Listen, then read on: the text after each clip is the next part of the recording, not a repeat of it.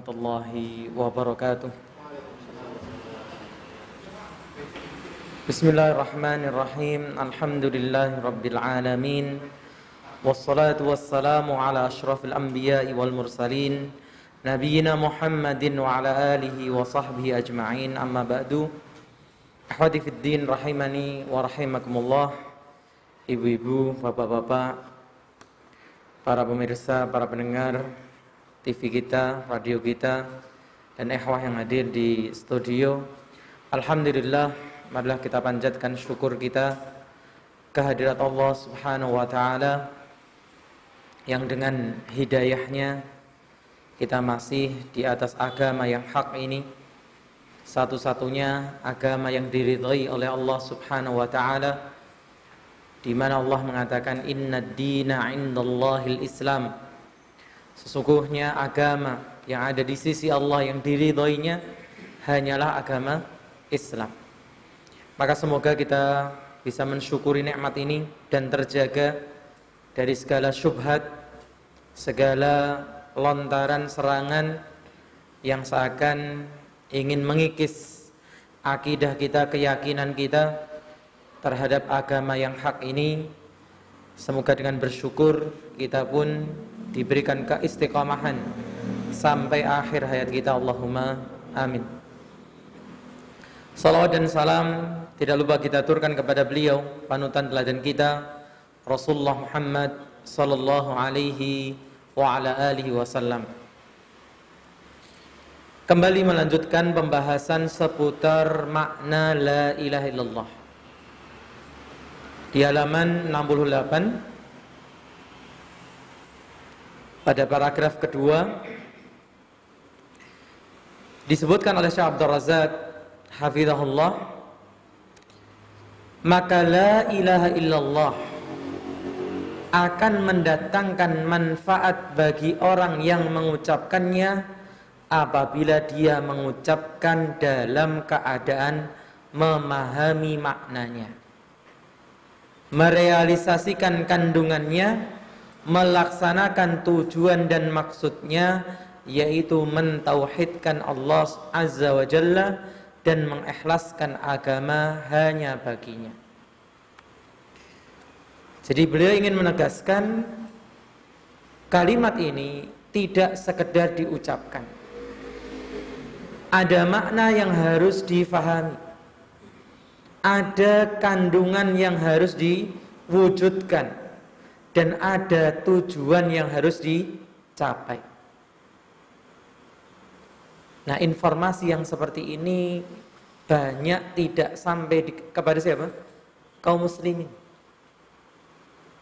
Merasa ketika mengucapkan la ilaha illallah sudah cukup,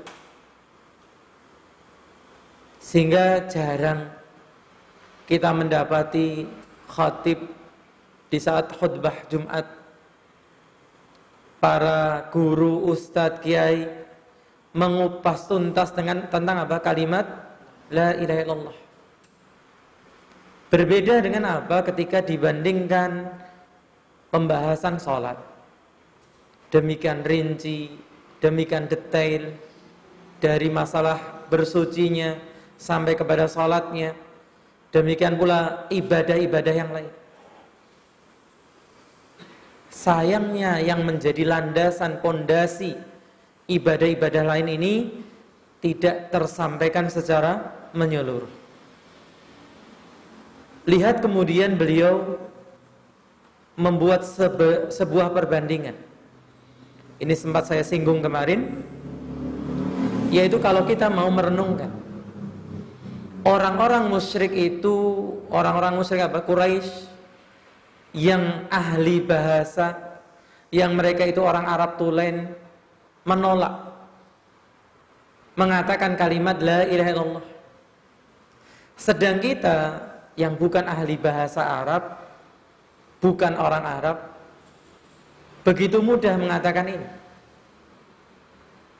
Nah, kenapa? Alasannya apa? Ya karena orang-orang musyrik itu faham arti, makna, dan konsekuensi yang harus dipikul dari mengucapkan kalimat ini. Sehingga lihat beliau mengatakan dahulu kaum musyrikin di mana kepada mereka Rasulullah SAW diutus oleh Allah secara langsung, dan tentunya beliau diutus untuk seluruh alam. Nah, orang-orang musyrik ini apa? Memahami makna kalimat la ilaha illallah. Apa buktinya kalau mereka itu paham? Ya, bukti paling sederhana, mereka menolak. Kalau mengucapkan kalimat la ilaha illallah itu sesederhana yang kita bayangkan, yang dibayangkan oleh kebanyakan kaum muslimin hari ini, cukup mengucapkan selesai, ya mereka apa? Lebih fasih untuk mengucapkan kalimat ini. Tapi ketika mereka menolak, berarti ada sesuatu. Dan apa sesuatu itu? Karena mereka paham. Akan tetapi mereka menyombongkan diri dan tidak menerimanya. Karena konsekuensi yang terkandung, mereka harus meninggalkan apa? Sesembahan mereka. Lihat Allah sebutkan itu di surat Shafat ayat 35 sampai 36.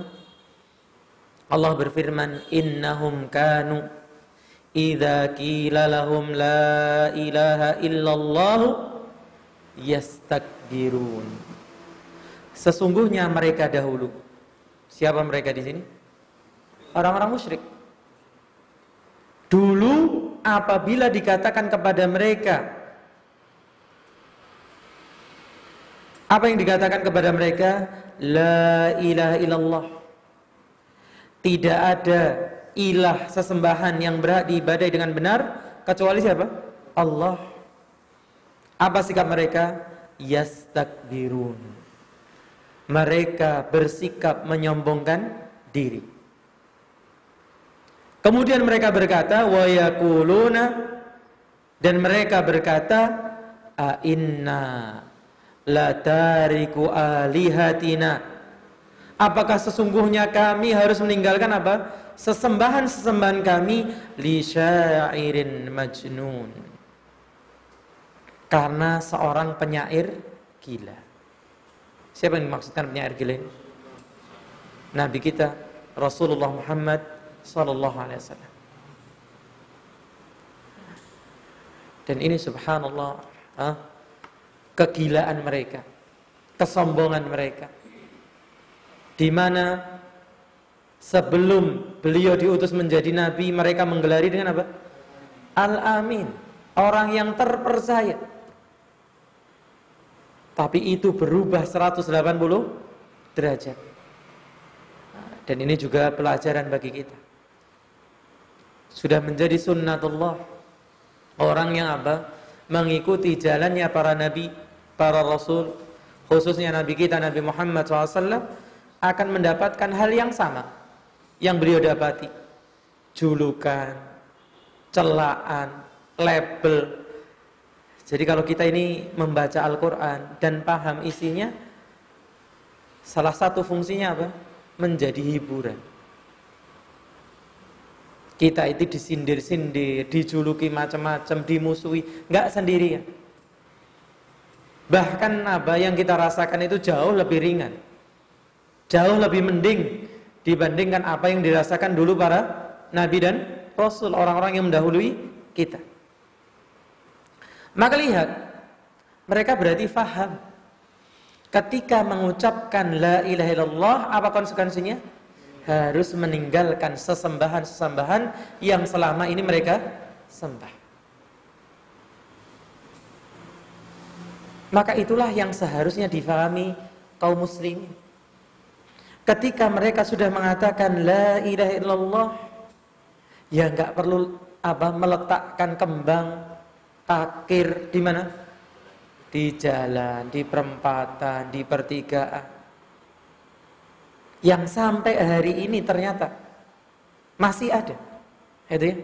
Dan siapa yang melakukan itu? Kalau kita cek KTP-nya, ya saudara kita. Tertulis KTP-nya apa? Agama Islam. Ini PR. Lagi-lagi PR buat kita semua, tugas kita semua. Karena mungkin yang melakukan itu apa? Kenalan kita, keluarga kita, saudara kita, tetangga kita, maka perlu difahamkan. Ini loh, orang musyrik itu faham. Kalau mereka mengucapkan la ilaha illallah, mereka harus meninggalkan siapa? Lata, Uzza. Ya kita nggak perlu takut kepada yang bau reksa, takut hanya kepada Allah. Maka kalau kita berani mengucapkan la ilaha illallah, tapi tidak meninggalkan sesembahan selain Allah, berarti kita belum faham. Atau jangan-jangan paham tapi tidak melaksanakan. Berarti berguna nggak la ilaha illallah? Tidak berguna. Karena maksud dan tujuannya tidak diwujudkan. Sehingga beliau menerangkan artinya, mereka memahami bahwa kalimat syahadat itu bermakna meninggalkan semua Tuhan-Tuhan, yaitu mereka yang mereka sembah, dan batilnya penyembahan yang mereka lakukan kepada selain Allah. Dan ingat, ibadah penyembahan itu bukan hanya dengan dengan dua tangan disembah-sembah gitu ya. Enggak. Rasa takut kalau tidak melakukan meletakkan kembang, memberikan sesaji, akan datang musibah, akan datang celaka, ini bentuk penghambaan, peribadatan. Karena arti ibadah itu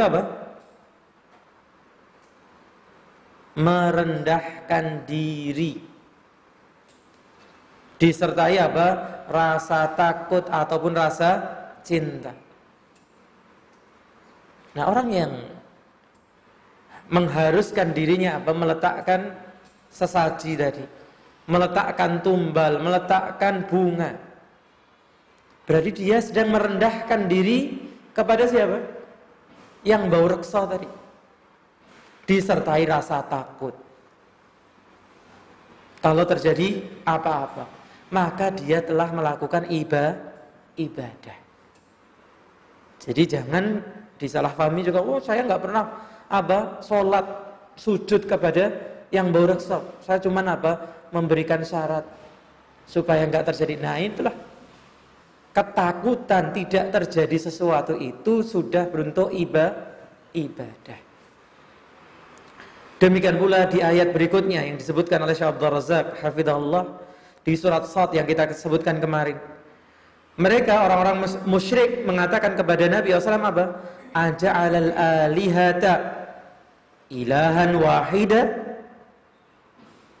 Mengapa dia menjadikan, atau apakah dia akan menjadikan Tuhan-Tuhan itu, Tuhan mereka yang banyak, Lata, Uzza dan seterusnya. Yang ketiga, dalam Fathu Mekah ditemukan kurang lebih 360 berhala di seputar Ka'bah. Apakah Tuhan-Tuhan yang banyak ini akan dijadikan Tuhan yang satu saja? Jadi mereka faham, mengatakan la ilaha illallah itu berarti an-nafyu wal itsbat, menafikan seluruh sesembahan, tidak ada yang benar, dan menetapkan hanya satu siapa? Allah Subhanahu wa ta'ala. Dan mereka kemudian mengatakan inna hadza la syai'un ujab. Sesungguhnya ini, apa itu ini? Menjadikan sesembahan yang banyak dijadikan hanya satu sesembahan, benar-benar suatu hal yang sangat mengherankan. Ajib bahasa kita ya. Ujab di situ maksudnya sama. Akar katanya dari ajib, heran, aneh. Yakni sesuatu yang sangat aneh. Kemudian, jadi subhanallah, kalau antum ingat kita pernah menyebutkan beberapa kali perkataan Ustadz Firanda ya, tentang pelaku maksiat, mereka yang berrok mini, berpakaian terbuka, itu sabar. Di tahun mungkin 90-an mereka itu masih dicela-cela. oleh banyak orang. Tapi kemudian karena mereka sabar, kata Ustadz Firanda, akhirnya apa? Jadi trendsetter, jadi contoh. Dan pelaku kemaksiatan itu memang apa? Bisa dikatakan bersabar. Di sini kita lihat mereka bersabar membela apa? Sesembahan mereka. Kemudian mereka saling berpesan satu sama lain untuk bersabar dan gigih dalam menyembah Tuhan-Tuhan mereka tersebut. Nah, ini yang kemudian kita sayangkan pada diri kita, yang kita merasa di atas kebenaran, membela kebenaran, mudah berpecah, mudah berseteru. Di saat orang yang membela kebatilan itu apa?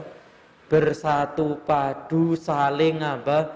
Menyemangati, saling memberikan pesan agar semangat, agar gigih. Nah, kita ini harus saling menyemangati, bukan saling apa? Menjatuhkan, gembosi, memprovokasi, lah piye. Gitu ya. Harus saling menguatkan, melihat kekurangan dari saudaranya apa? Ditambal. Bukan melihat kekurangan itu malah jadi apa? Koleksi, bahan pembicaraan. Allah musta'an.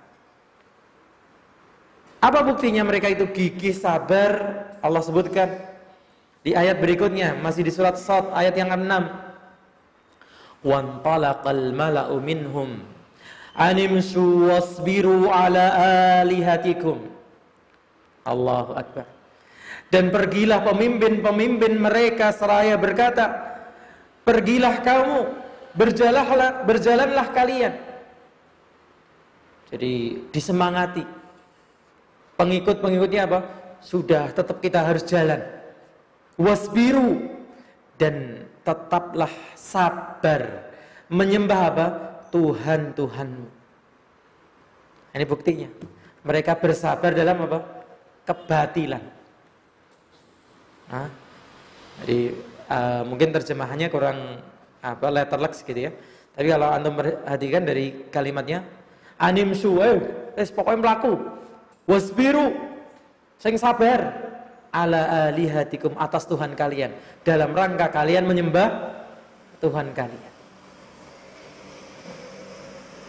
Inna hadza la syai'un yurad. Sungguh ini benar-benar suatu hal yang dikehendaki.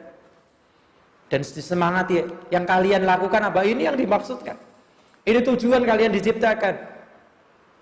Masya Allah. Lalu satu sama lain mengatakan agar teguh dalam kesabaran tersebut.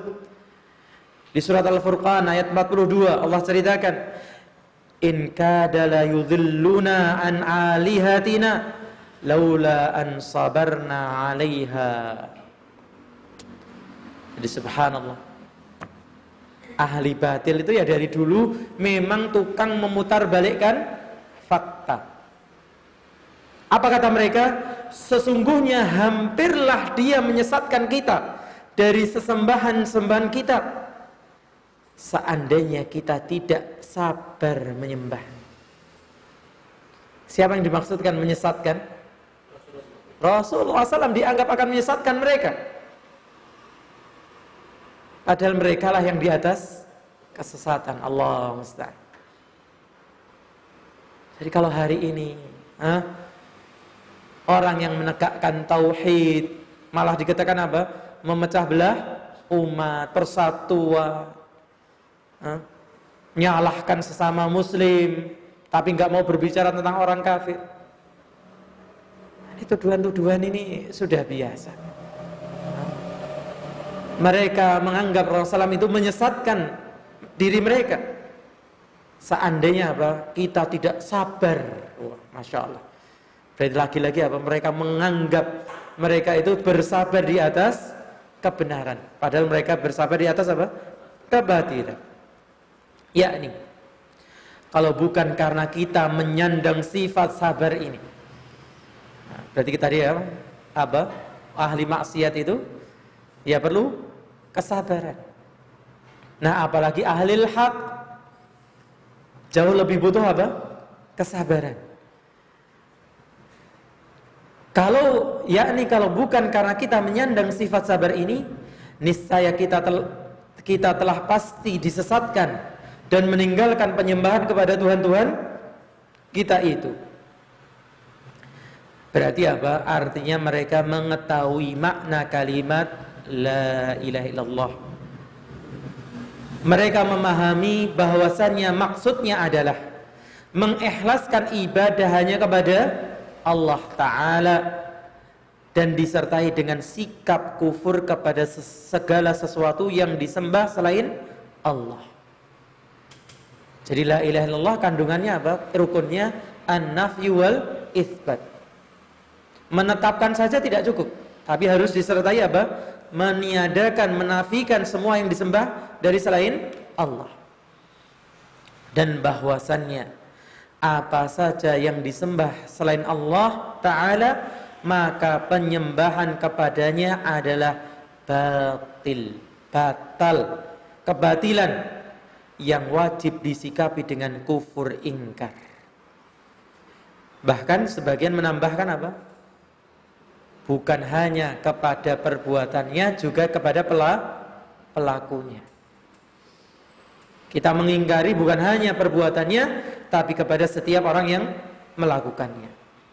Sehingga lihat Allah menyebutkan dalam surat Al-Baqarah 256, "Faman yakfur bit-taghuti wa yu'min billahi faqad istamsaka bil 'urwatil wuthqa lan fisama laha." Ini kemarin yang kita sebutkan tentang makna dari la ilaha illallah. Karena itu barang siapa yang ingkar kepada taghut, apa ini? Nafyu, peniadaan. Menolak, bersikap ingkar kepada semua yang disembah selain Allah, yaitu taghut. Wa yu'min billah. Ini apa? Itsbat. Beriman hanya kepada Allah, menetapkan. Maka orang yang lengkap keimanannya dengan nafyi wal itsbat apa? Disebutkan faqad istamsaka bil urwatil wuthqa. Maka sesungguhnya dia telah berpegang dengan tali yang kokoh, lan fisama laha, yang tidak akan putus, tidak akan terurai, tidak akan tercerai beraikan. Apa itu? Yakni berpegang teguh kepada kalimat la ilaha illallah. Inilah yang ditafsirkan para ulama. Berbeda dengan orang-orang musyrik di zaman akhir-akhir ini, di mana mereka tidak menyombongkan diri dari menerimanya. Ada ya? Nah, ini bisa ditafsirkan dengan dua tafsiran. Bisa dilihat, wah berarti orang musyrik sekarang mending ya. Nggak ada yang mending gitu ya. Karena yang salah itu tetap salah gitu ya. Apalagi kesalahan besar seperti ini. Mereka tidak bersikap sombong, mereka mau menerima, bahkan apa? Mengucapkan kalimat syahadat tersebut. Bahkan mengulang-ulanginya. Bahkan apa yang kita katakan kemarin? Ada sebagian kuat membaca ratusan sampai ribuan kali. Meskipun kadang belokkan, diringkas. La ilaha illallah diringkas dengan apa? Allah, Allah, Allah. Ada yang ringkas lagi. Hu. Ada yang ringkas lagi. Sampai seperti itu. Ya, ada yang kemudian belani. Itu kan ya maksudnya tadi apa? Diringkas Allah. Kemudian ketika mengatakan huwa itu ya dia siapa? Allah. Maksudnya la ilaha. Loh mas, kalau jenengan itu memang ahli nahwu, pinter nahwu, memang dari sudut nahwu seperti itu. Tapi kira-kira kita ini dengan Nabi Muhammad SAW pinter siapa? Tentang agama? Pinter Nabi Muhammad SAW. Ternyata beliau mengatakan afdhalul dzikri apa? La ilaha illallah. Zikir yang paling utama itu mengucapkan la ilaha illallah dengan lengkap. Dan itu yang beliau praktekkan. Jadi seandainya apa? Huwa lebih baik, Allah lebih baik, atau cukup dengan apa tadi? Itu lebih baik, mestinya beliau yang akan melakukan pertama kan. Gitu ya? Beliau yang akan mendahului mengucapkan zikir seperti itu, kalau itu memang memudahkan bagi umatnya. Karena beliau itu tidak diberikan pilihan dua hal, mesti milih yang mana? Yang lebih mudah. Ma khuyyira baina amrayni illa ikhtara aisarahuma. Beliau itu tidak pernah diberikan pilihan dua perkara, pasti milih yang lebih mudah. Malam yakun itsman, selama tidak dosa. Kalau sama-sama dibolehkan, beliau akan ambil yang apa? Yang mudah. Maka lihat, akan tetapi mereka membatalkannya dengan perkataan dan perbuatan mereka. Sayangnya saudara-saudara kita ini, kita katakan saudara, kenapa? Karena mereka secara zahir masih mengucapkan la ilaha illallah. Makanya ini apa kita katakan di awal tadi, PR kita semua. Karena tugas dakwah ini tugas kita semua. Kenapa juga? Karena kita ingin masuk surga bersama-sama. Jadi bohong, fitnah, dusta, kalau ada tuduhan apa? Pengen ngapling surga, gitu ya. Seakan surga mau kita tempati sendiri. Terlalu luas surga itu kalau mau kita tempati sendiri. Ya kalau kita mau menempati surga sendirian apa? Gak usah buka channel TV, gak usah bikin radio, gak usah susah-susah apa dakwah seperti ini. Kalau sudah tahu yang benar, di rumah saja ngunci, ojo sampai sing liyane ngerti. Tapi kita sibukkan diri kita belajar. Kemudian apa? Berdakwah kepada orang lain. Agar ayo kita semua mari bareng-bareng masuk surga. Sayangnya tadi apa? Banyak yang tidak sadar telah membatalkan ucapan la ilaha illallahnya dengan ucapan maupun perbuatan. Dan ketika kita mengutarakan, menyampaikan la ilaha illallahnya batal, ini juga apa? Hal yang dianggap aneh lagi. Loh, la ilaha illallah kok bisa batal? Lah kalau rukun berikutnya, sholat bisa batal. Sebelum sholat apa? Wudhu bisa batal. Puasa bisa batal. Haji, umrah bisa batal. Maka logikanya rukun yang pertama pun juga bisa batal.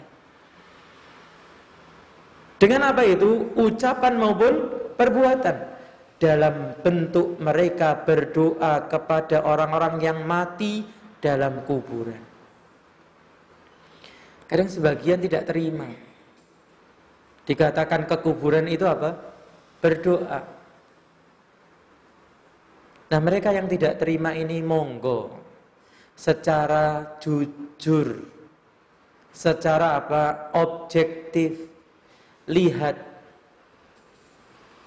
di tempat-tempat ziarah yang dipenuhi manusia itu, apa yang mereka lakukan? Ya mungkin yang tidak terima itu mungkin ketika ke sana ya sekedar berziarah. Tapi coba dibuka matanya dengan teliti. Banyak yang hadir ke kuburan-kuburan itu apa? Demi lancarnya usahanya, lancarnya jodohnya, lancarnya karirnya, hilangnya permasalahan dan seterusnya. Nanti pernah saya ceritakan kan apa pengakuan ibu saya sendiri. Insya Allah ibu saya nggak berbohong gitu ya, menceritakan hal ini. Ya beliau dengan ketidaktahuannya diajak ziarah. Ziarah dianggap dia ziarah, maka ikut. Ternyata setelah sampai di tempat ziarah apa? Orang mulai nangis-nangis, minta-minta. Ini saksi hidup. Itu ya. Cerita langsung yang saya dengar. Dan itu fakta yang bisa kita dapat. Kenapa? Karena mereka yang datang ke kuburan itu bisa khusyuk, bisa nangis di kuburan di saat mereka tidak khusyuk di mana? Di masjid yang seharusnya disitulah tempat untuk apa? Untuk khusyuk. Disitulah tempat untuk menangis. Maka mari kita berbicara jujur. Apa yang sebenarnya dilakukan di tempat-tempat ziarah itu? Kalau sekedar ziarah-ziarah saja, kenapa harus jauh-jauh? Jadi, bukankah Nabi SAW mengingatkan tujuan ziarah salah satunya apa? Mengingat kematian. Nah, kalau mengingat mati, kuburan di sini, di sana, apa bedanya? Tapi kemudian ketika ada kuburan-kuburan tertentu yang dituju, berarti ada maksud-maksud tertentu. Juga beristighatsah kepada mereka, serta kembali kepada mereka agar diberikan jalan keluar dari berbagai kesulitan dan dipenuhinya berbagai hajat, yaitu kebutuhan. Bahkan disertai dengan menyembelih hewan untuk Tuhan-Tuhan yang mereka sembah tersebut, dan bernazar untuk mereka dan sebagainya. Tanpa sadar mereka itu sudah melakukan ibadah kepada selain Allah. Dan subhanallah, dikatakan tanpa sadar. Kenapa banyak dari saudara-saudara kita ini? Karena hanya ikut-ikutan. Dan kalau kita mau jujur, apa? UUD, baik penyelenggara, pengelola tempat-tempat tersebut, mereka mempertahankannya. Bahkan sudah bukan rahasia, bahkan sudah menjadi apa? Rahasia umum. Apa? Banyak muncul tempat ziarah-ziarah yang baru. Yang sampai orang kalau mau berkata jujur itu nggak berani. Banyak tempat yang dulunya apa? Nggak ada apa-apanya. Tapi tahun-tahun belakangan diletakkan sesuatu, dipugar sesuatu, akan menjadi tempat apa? Ziarah. Karena menghasilkan uang. Demikian pula para koordinator yang menyelenggarakan apa? Acara-acara tersebut mendapatkan apa? Uang. Makanya kadang apa? Mereka yang paling lantang memberikan label yang macam-macam terhadap dakwah seperti ini. Karena kita sadar urusannya ternyata urusan uang, urusan perut. Ya wajar, manusia kalau sudah urusannya urusan perut itu ya bisa melakukan apa saja. Lihat para preman berselisih tentang apa? Wilayah, tempat parkir, tempat yang dijaga. Kadang kita kasihan dengan saudara-saudara kita yang dimanfaatkan oleh oknum-oknum seperti ini, yang tidak terasa sebenarnya apa? Tujuannya dunia. Semoga Allah membukakan hati saudara-saudara kita ini. Maka apa gunanya ucapan mereka dengan kalimat syahadat ini? Lalu bagaimana orang sudah membuat sebuah persaksian untuk tidak menyembah kecuali hanya Allah, tapi dalam praktek ucapannya yang diminta ada selain Allah. Dalam praktek perbuatannya dia berkorban kepada selain Allah. Yang jelas kata beliau bahwasannya kalimat la ilaha illallah baru akan berguna bagi orang yang mengucapkannya. Dalam arti berguna apa? Sebenar-benar berguna. Kalau untuk dianggap orang Islam yang mengucapkannya saja apa? Sudah cukup. Tapi untuk menjadi orang yang mendapatkan pahala dari mengucapkannya, mendapatkan pahala dari setiap ibadah yang landasannya adalah la ilaha illallah, yang dari situ muncul keikhlasan, akan berguna bagi orang yang mengucapkannya apabila orang tersebut merealisasikan makna yang ditunjukkan oleh kalimat la ilaha illallah tadi. Sebagaimana yang dikatakan oleh Syekh Ibnu Baz, itu penulis rahimahullah, menafikan apa saja gitu ya. Sudah apa saja, enggak usah pakai semua. Menafikan apa saja yang disembah selain Allah, dan illallah adalah menetapkan ibadah hanya bagi Allah semata, tidak ada sekutu baginya. Artinya tidak berdoa kecuali kepada Allah, tidak beristighatsah, memohon pertolongan kecuali kepada Allah, tidak bertawakal kecuali kepada Allah, tidak menyembelih hewan kecuali karena Allah, tidak bernazar kecuali untuk Allah, dan tidak memperuntukkan sesuatu pun dari ibadah kecuali bagi Allah Ta'ala semata. Seperti ayat yang di pertemuan kemarin disebutkan apa?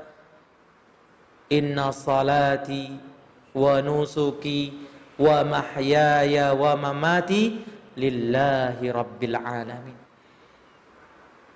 Padahal juga mengatakan yang gamblang ini, salatku, ibadahku, gitu ya, hidup dan matiku, semua hanya untuk Allah. Bagaimana kemudian ucapan berbeda dengan kenyataan. Nah, kemudian penulis maupun pensyarah beralih kepada yang lebih dalam tentang kalimat la ilaha illallah ini tentang syarat la ilaha illallah. Kita akan baca dulu dari yang dikatakan oleh penulis rahimahullah. Syekh rahimahullah berkata, wa amma syurutu la ilaha illallah, sedangkan syarat-syaratnya la ilaha illallah apa itu? Yang pertama, fahiyal ilmu al-munafi lil jahli, berilmu yang menafikan kejahilan, kebodohan. Sempat kita singgung sedikit, kalau banyak orang telah menyadari bahwa kemajuan sebuah bangsa bergantung pada pendidikannya. Sehingga di pemerintahan yang lalu sempat ditetapkan 25% kalau nggak salah.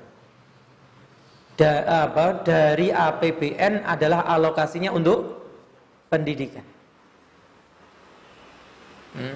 Walaupun ya kita tahu kondisi birokrasi kita dan seterusnya itu belum benar-benar terwujud. Nah, sayangnya ketika orang berbicara ilmu pendidikan itu lagi-lagi hanya mentok urusan dunia. Maka seharusnya manusia ini dididik untuk berilmu tentang Allah, tentang Tuhannya. Sehingga kalau manusia itu takut kepada Allah, nggak perlu ada namanya inspektorat, nggak perlu ada KPK dan seterusnya. Lah kalau agama ini malah dijauhkan, jam pelajaran agama malah dikurangi, atau muatan agama malah disimpangkan, ya kondisi kita hari ini akan sama saja, bahkan lebih buruk.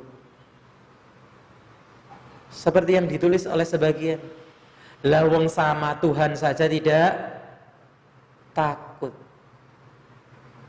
apalagi cuman sama KPK, apalagi cuman sama instruksi presiden. Instruksi dari Tuhannya saja diabaikan. Maka kalau kita ingin maju, kembalikan bangsa ini di atas relnya. yang dalam pembukaan Undang-Undang Dasar dulu kita sampai hafal gitu ya. Atas berkat rahmat Allah kemerdekaan ini didapatkan. Maka seharusnya kita kembali kepada jalannya Allah dalam menjalankan bangsa ini.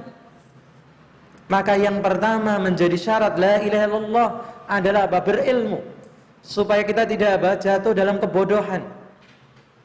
Yang kedua, wal yaqinu al munafi lisyakki, dan ilmu akan menumbuhkan yang kedua. Apa itu? Yakin. Orang kalau sudah punya ilmu akan tumbuh keyakinan. Yang keyakinan itu menafikan apa? Keraguan. Wal ikhlasu al munafi lisyirki.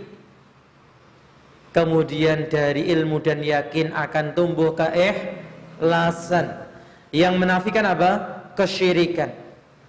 Wasidqu al munafi lil kadhibi, dan dalam mengucapkan la ilaha illallah dibutuhkan kejujuran yang menafikan kedustaan, kebohongan. Kemudian yang keberapa itu? Ilmu, yakin, ikhlas, sidq. Yang kelima, wal mahabbatu, cinta, yang menafikan lil bughdhi.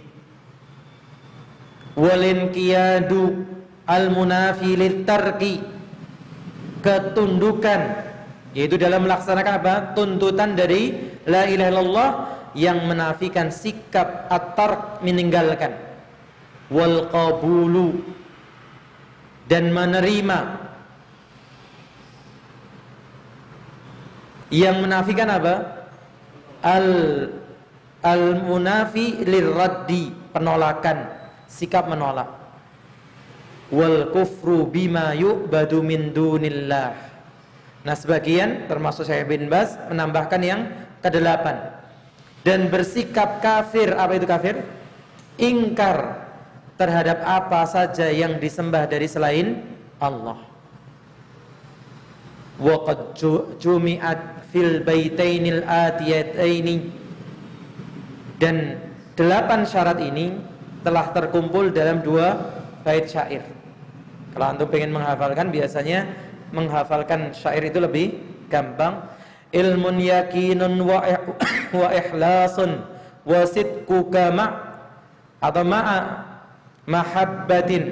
Ilmun ya, 1, yakin, 2, wa ikhlas, 3, wa sidquka, 4, jujur, ma'a mahabbatin, yang kelima cinta, wan qiyadin wal qabulu laha, tunduk dan menerima terhadap konsekuensi la ilaha illallah. Wazida thaminuhal kufranu min kabima siwal ilahi minal asya'i qad aliha, dan zid, dan tambahkanlah yang ke-8, atau dan wazida, ditambahkan yang ke-8, al kufranu minka, sikap ingkarmu, bima, terhadap apa-apa, siwal ilahi, selain Allah, minal asya'i, dari berbagai macam hal, qad aliha, telah dipertuhankan. Nah, ini poin yang akan menjadi pembahasan kita selanjutnya. 7 atau 8 syarat la ilaha illallah. Semoga kita diberikan kemudahan untuk apa? Mempelajari dan memahaminya serta mengamalkannya. Allahu a'lam. Nggih. Ini yang bisa kita bacakan. Silakan kalau mungkin ada koreksi, tambahan, pertanyaan. Nggih, silakan. Waalaikumsalam warahmatullahi wabarakatuh. Ibu Ana masih kita dan Ana mencoba untuk mengingatkan secara halus, tapi ujung-ujungnya salah paham dan angkat. Nah, untuk berikutnya ini saya cukup mendoakan atau juga sekaligus mengingatkan saja. Iya. Terus yang kedua terkait pengajian kemarin di Muqaddim, apakah anak bertanggung jawab atas sholat bawaan anak di tempat kerja? Iya. Wa iyyakum. Yang pertama, bagaimana kalau orang tua kita itu masih ahlil bid'ah? Iya. Ini perlu saya koreksi kalimat ahlil bid'ah. Kalimat ahli bid'ah itu disematkan kepada siapa? Para tokoh dan penyeru bid'ah. Sedangkan orang hanya ikut-ikutan, hanya melakukan karena tidak tahu. Ini sebenarnya tidak sampai dalam derajat istilah ahli bid'ah. Karena itu ada konsekuensinya yang berat. Nah, kita mengatakan apa? Sebagai pelaku bid'ah. Kalau antum ingat, dalam beberapa kesempatan di MSH, saya menyebutkan solusi dari berbagai macam problematika kita menghadapi orang lain. Bagaimana dengan teman saya yang masih melakukan riba, bagaimana dengan saudara saya yang masih bermaksiat begini, yang tidak mau melakukan sholat, yang masih berbuat gitu. Apa solusinya? Menyadarkan pentingnya menuntut ilmu. Ini yang harus kita pahami. Karena ketika kita langsung membicarakan kesalahan yang dilakukan oleh siapapun itu, ketika dia belum sadar itu salah, ya yang akan terjadi apa? Perdebatan dan pertengkaran. Maka dari berbagai macam pertanyaan yang muncul itu, saya punya kesimpulan ini, wallahu a'lam. Yang paling utama kita menghadapi berbagai macam kesalahan orang lain itu apa? Sadarkanlah apa kewajiban menuntut ilmu. Dari kesadaran siapapun. Termasuk ini menjawab pertanyaan yang kedua. Kalau jenengan punya bawahan, punya karyawan, punya orang yang di bawah tanggung jawab jenengan apa? Sadarkanlah bahwa kita punya kewajiban menuntut ilmu. Nah, dari apa? Nanti mau ngaji, mau nuntut ilmu, sama kasusnya dengan kita. Dulu kita ketika belum sadar untuk belajar, untuk menuntut ilmu, mungkin kita juga orang yang paling ngeyel kalau dinasihati. Mungkin kalau kita disalahkan tentang sesuatu, kita juga bantah. Tapi alhamdulillah setelah Allah mengkaruniakan kita kesadaran untuk apa? Belajar. Sedikit demi sedikit kita tahu, oh kewajiban kita kepada Allah, kewajiban kita kepada Rasulullah SAW, sikap kita, oh ternyata yang ini dulu salah, harus saya tinggalkan. Sedikit demi sedikit apa? Mudah. Kenapa? Karena sudah ada kesadaran. Karena juga sudah ada bekal ilmu. Tapi selama yang dilakukan itu dianggap benar, nah orang menganggap apa yang dilakukan benar kok disalahkan, ya dia akan bertahan.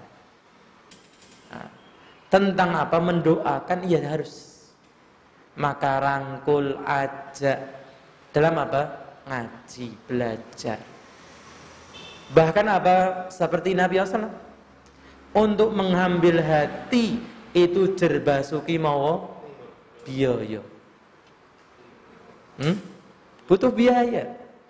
Nabi SAW ketika Fathu Mekah untuk mengislamkan salah satu tokoh Mekah apa?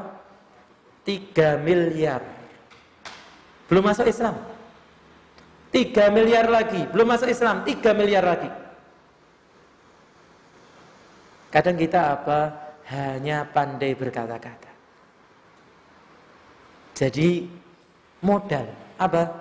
Bu, ngaji yuk, nanti tak belikan mukena baru. Nanti pulangnya mampir makan di tempat kesenangan beliau. Bu, ini ada hadiah, besok ngaji yuk, dipakai jilbabnya bagus loh, gamisnya bagus, busana muslimahnya bagus. Untuk apa? Melembutkan hati. Dan itu insya Allah nggak sampai 9M ya.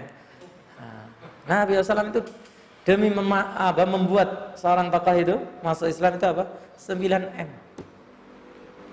Kadang kita berat untuk melakukan itu. Wallah a'lam.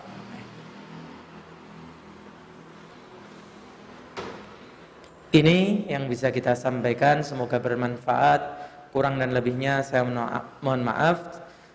Jazakumullah khairan telah hadir menyimak baik langsung maupun yang tidak langsung. Wa sallallahu ala nabiyyina Muhammadin wa ala alihi wa sahbihi ajma'in. Subhanakallahumma wa bihamdika asyhadu an la ilaha illa anta astaghfiruka wa atubu ilaik. Assalamualaikum warahmatullahi wabarakatuh.